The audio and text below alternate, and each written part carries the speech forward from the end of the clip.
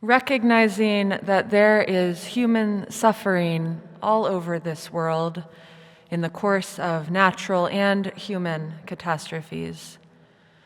We ring our gong this morning in honor of 3 such places of suffering and struggle. We ring our gong first, as we have each Sunday since July of 2019, for those lives held and those lives lost in federal custody in our detention camps.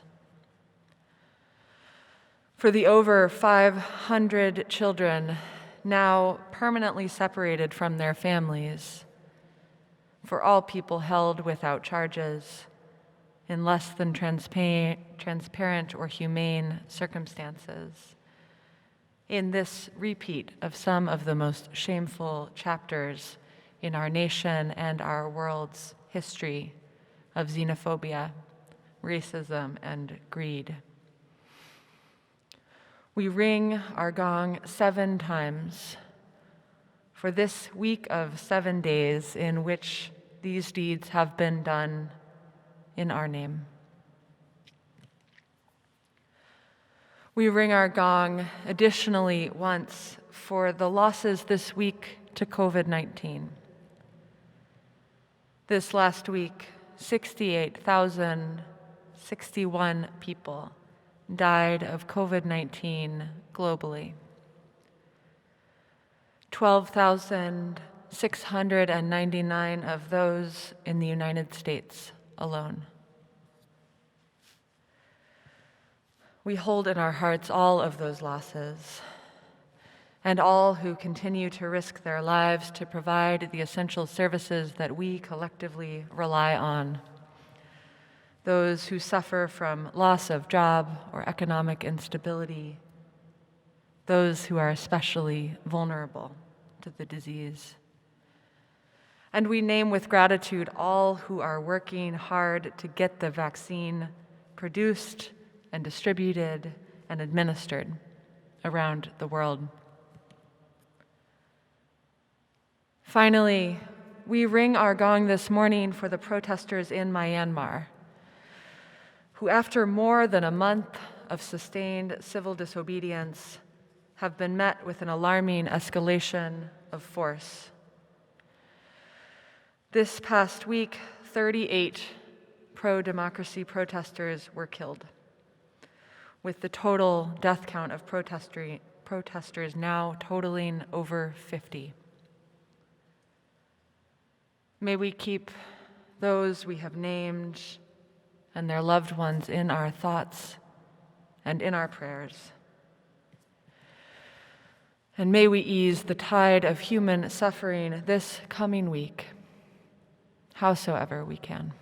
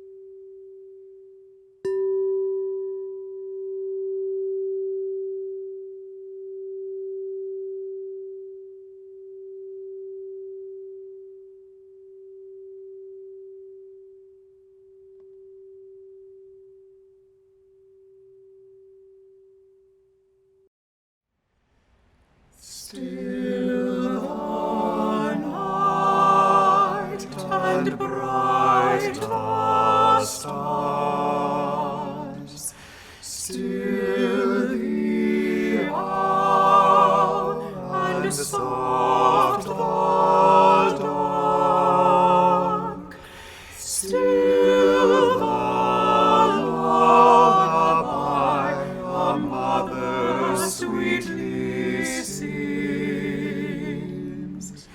still the hours of night morning brings. As the sun becomes the day, golden light our fears betray,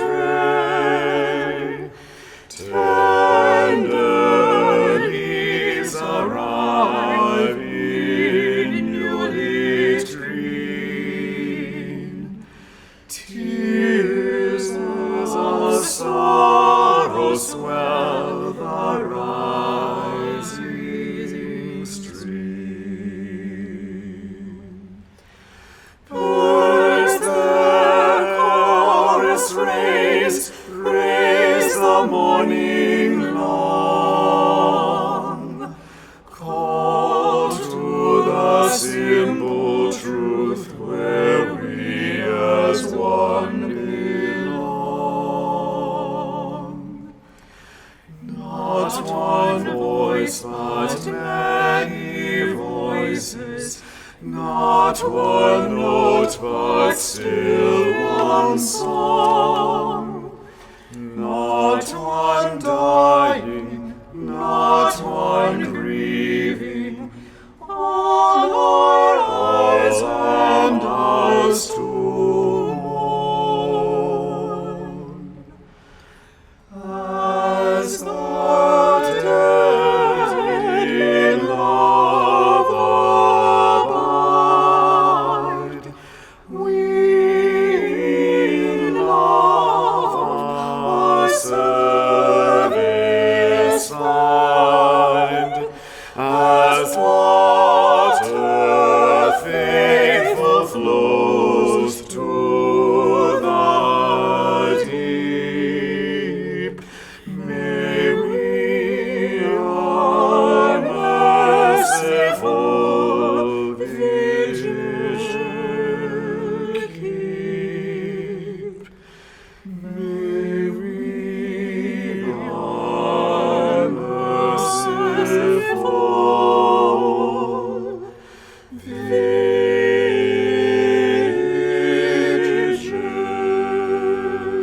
keep.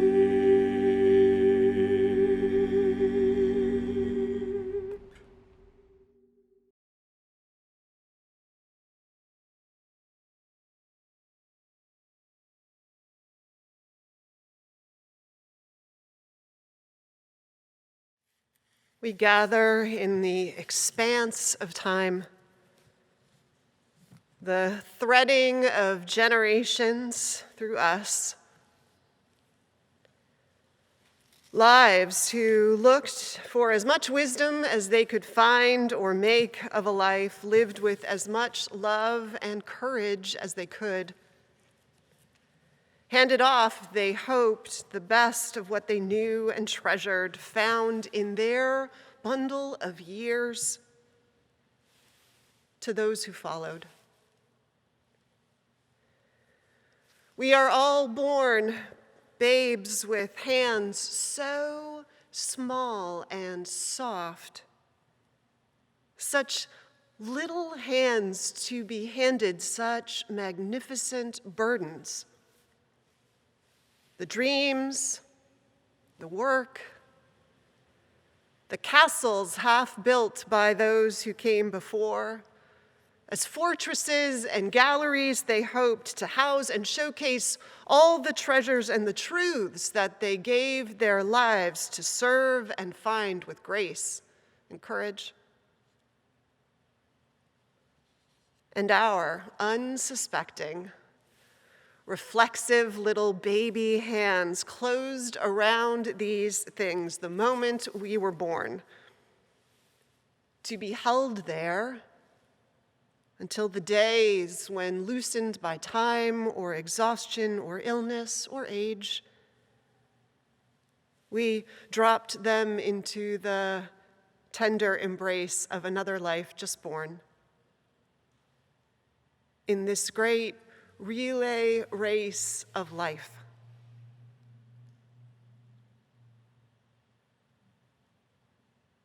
So this morning, I ask us to reflect, present to the spirit of life that lives in and through us, on what we think is in our hands, particularly ours. What do we feel we have been handed to tend to and to protect,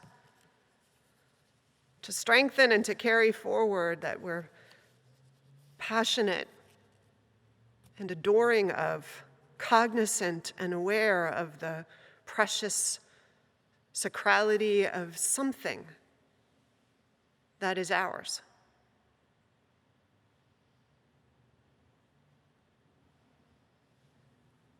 Inviting us into silence, I invite us into listening and reflection.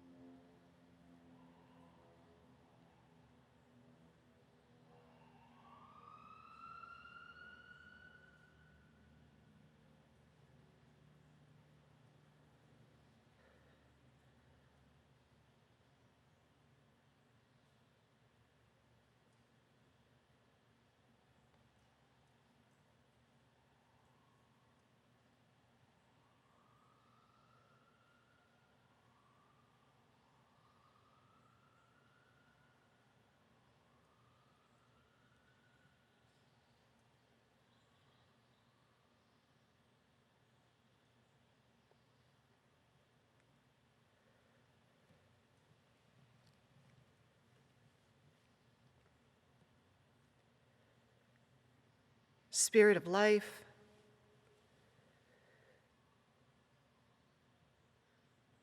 may the sacred calling of time that runs through us and the obligations it confers be with us. Help us to clarify our place in this long handoff of treasure and truth, of role and purpose. Strengthen our commitment to what was given into our care, and may the world conspire to aid us in the work of carrying forward the pieces of legacy dropped long ago into our small, soft hands.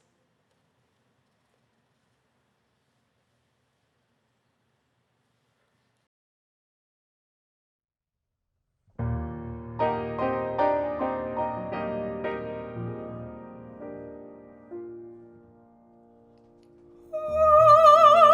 such a day as this, I think, on such a day as this, when earth and sky and nature's world are clad in April's bliss, and balmy zephyrs gently warm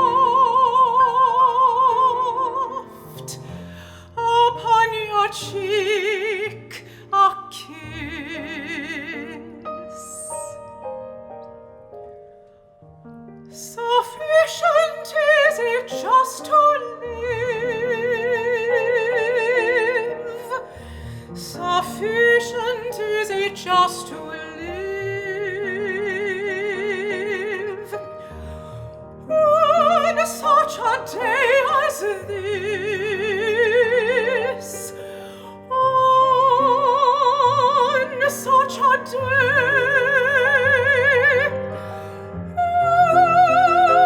on such a day.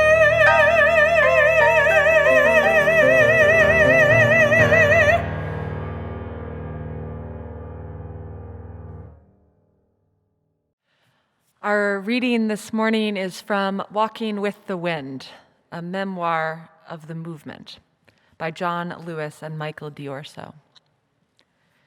In this passage, which explains the title of the book, Lewis describes a time in his childhood, a memory of when a storm hit, or by the sound of the story, perhaps a tornado, but certainly a fierce storm.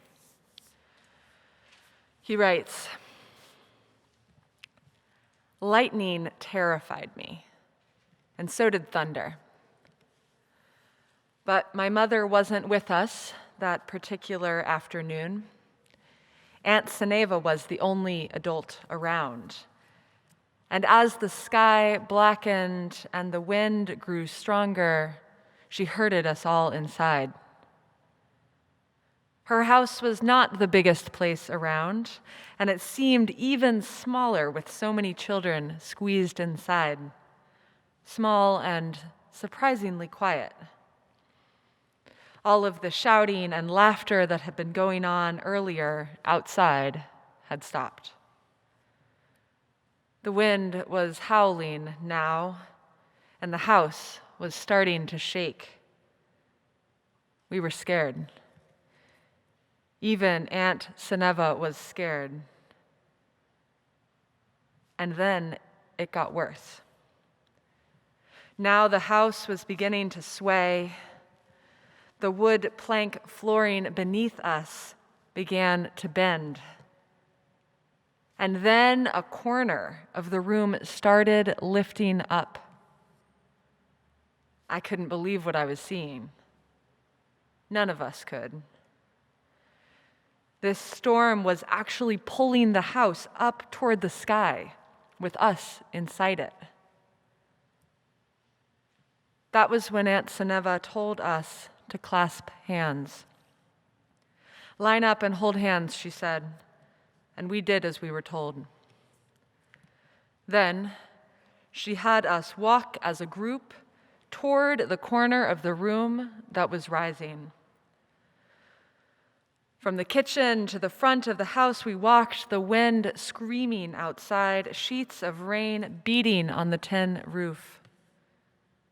Then we walked back in the other direction as another end of the house began to lift. And so it went, back and forth, 15 children walking with the wind, holding that trembling house down with the weight of our small bodies. More than half a century has passed since that day, and it has struck me more than once over those many years that our society is not unlike the children in that house, rocked again and again by the winds of one storm or another. The walls around us seeming at times as if they might fly apart. But the people of conscience never left the house. They never ran away. They stayed. They came together and they did the best they could, clasping hands and moving together toward the corner of the house that was the weakest. And then another corner of the house would lift and we would go there. And eventually, inevitably, the storm would settle and the house would still stand. But we knew another storm would come and we would have to do it all over again. And we did. And we still do. All of us. you and I. Here ends our reading.